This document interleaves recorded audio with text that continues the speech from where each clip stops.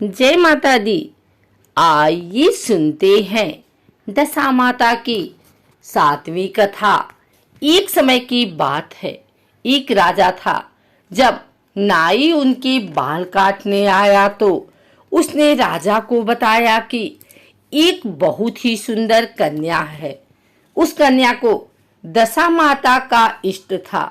वह पीपल की प्रतिदिन पूजा करती थी, दशा माता की कहानियां सुनती थी। दशा माता ने सोचा कि मेरा नियम रखने वाली की शादी अच्छी जगह होनी चाहिए। तो फिर राजा ने नाई से कहा कि ऐसी सुंदर कन्या से मैं शादी कर लूं। राजा ने उस कन्या से शादी कर ली।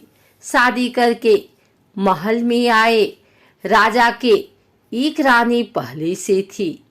उस रानी ने सोचा कि इतनी सुंदर दूसरी रानी आ जाएगी तो मेरा रुतबा और आदर कम हो जाएगा। तो फिर जब बड़ी रानी काले हाथ करके आई और नई रानी के मुंह पर लगा दिया। राजा ने जब नई रानी का चेहरा देखा तो बहुत दुखी हुए कि नाई ने हमारे साथ धोखा किया है। ऐसी काले मुंह वाली गिलहरी जैसी शक्ल वाली लड़की से मेरी शादी करा दी। राजा ने नई रानी को अलग कक्ष में रख दिया। उससे बातचीत भी नहीं करते थे और उसकी तरफ देखते भी नहीं थे। राजा के ऐसे व्यवहार से छोटी रानी बहुत दुखी हो गई। उसको समझ नहीं आ रहा था कि वो क्या करे, कैसे राजा को समझाए। फिर कुछ समय पश्चात उसने अपने पीहर खबर भेजी कि मेरे 4 रंग की पोशाक, वैसी ही चौपड़ और झूले की रस्सी भेजना। उसके लाल, हरी, केसरिया और गुलाबी चारों रंग की पोशाक, चौपड़ और झूले की डोरी आ गई। फिर उसके बाद उसने दासियों से मालूम करवाया कि राजा आज घूमने के लिए कौन सी बाग में जाएंगे। उसको पता चला कि राजा आज गुलाब बाग में घूमने जाएंगे।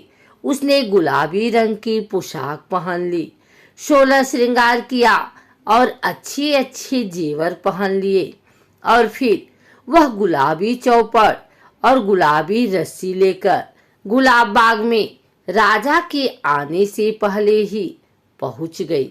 बाग में पहुंचकर उसने गुलाबी चौपड़ बिछा दी और पास में ही झूला डालकर झूलने लगी।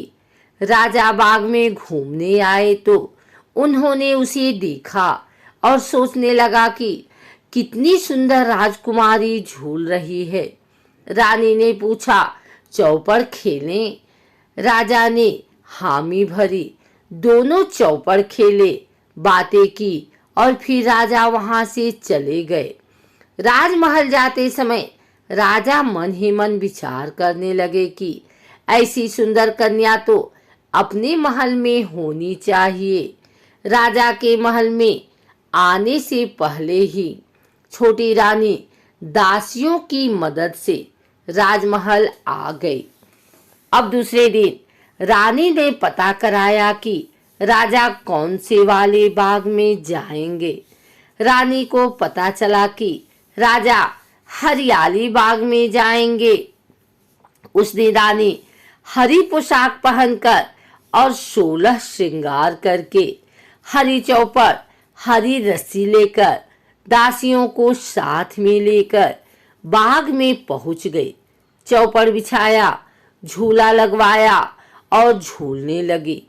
राजा के आने पर दूसरे दिन भी वह पूछती है, चौपड़ खेलें? राजा कहते हैं, हाँ खेलते हैं। तीसरे दिन वह लाल बाग में गई, लाल पोशाक पहनी, लाल चौपड़ ली और लाल रस्सी लेकर गई। और फिर चौथे दिन केसरिया पोशाक पहनकर, केसरिया चौपड़ और रस्सी लेकर केसरिया बाग में गई। राजा उस पर बहुत ही मोहित हो गए, पर राजकुमारी को तो मालूम था तो शर्माती नहीं थी। अगली रात रानी ने चारों पोशाकें, रस्सी और चौपड़ सब रानी के कक्ष के बाहर बरामदे में रख दिए और उंगली के चीरा लगाकर हाय हाय करने लगी। राजा को तो पहले से ही नींद नहीं आ रही थी और वह हाय हाय कर रही थी तो उन्हें तो बहुत ही गुस्सा आया और वो बोले कि आज इस काले मुंह वाली को तलवार से मार डालूं, इसका किस्सा ही खत्म कर देता हूँ।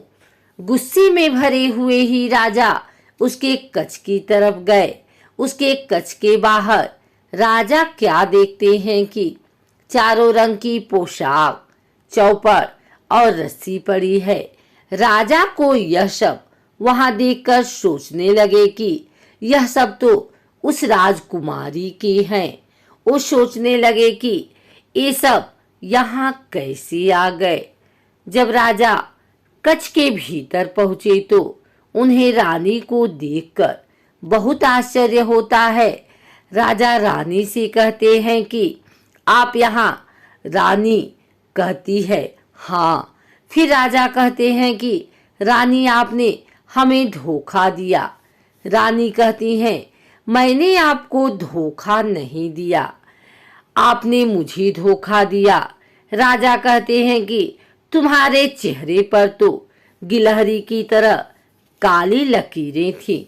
रानी कहती है कि वो तो आपकी बड़ी रानी ने मुझे प्यार करते समय लगा दी थी। उसको लगा होगा कि मेरे आने से आप उसको कमानित कर देंगे। छोटी रानी फिर बोली कि मेरे तो दशा माता का इष्ट है, जो दशा माता ने मेरी लाज रखी, वरना मुझे तो मरना पड़ता। राजा कहते हैं रानी आप पूरी बात पहले ही बता देती तो आपको और हमको इतना दुख नहीं देखना पड़ता।